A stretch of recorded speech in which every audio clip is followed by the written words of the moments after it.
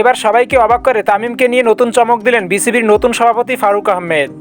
তিনি চেয়েছিলেন বাংলাদেশ ক্রিকেটের উন্নয়নের জন্য তামিমকে কিভাবে কাজে লাগানো যায়। তার এমন চিন্তাভাবনা ছিল নিজের সভাপতি হওয়ার অনেক আগে থেকেই। অবশেষে তার মনের ইচ্ছা পূরণের পাশাপাশি তামিমকে নিয়ে দিলেন নতুন এক চমক। বাংলাদেশ দলের সাবেক অধিনায়ক তামিম ইকবাল হতে যাচ্ছেন সাকিব আল হাসান ও চন্ডিকা হাথুরু সিংহের বস।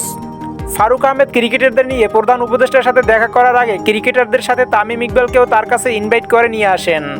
ইতিমধ্যে 11 বছরের ক্রিকেট বোর্ডের পরিচালক পদের দায়িত্ব ছেড়ে দিয়েছেন খালেদ মাহমুদ। তাই বিসিবির সভাপতি বাংলাদেশ ক্রিকেটের উন্নয়নের কথা চিন্তা করে খালেদ মাহমুদের জায়গায় তামিম ইকবালকে পরিচালকের দায়িত্বে নিযুক্ত করতে চান। বিসিবির পরিচালক পদে দায়িত্ব নেবেন বাংলাদেশ দলের সাবেক অধিনায়কের দায়িত্ব পালন করা তামিম ইকবাল।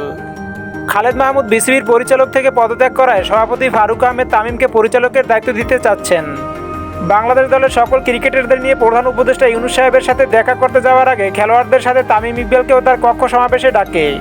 এতেই বোঝা যাচ্ছিল ফারুক আহমেদ হয়তো তামিমকে বিসিবির কোনো পদে পদায়ন করতে যাচ্ছেন এবং বিসিবি সভাপতি এটাই চেয়েছিলেন তামিমকে বাংলাদেশ ক্রিকেটের সাথে কোনো না কোনোভাবে সংযুক্ত রাখতে।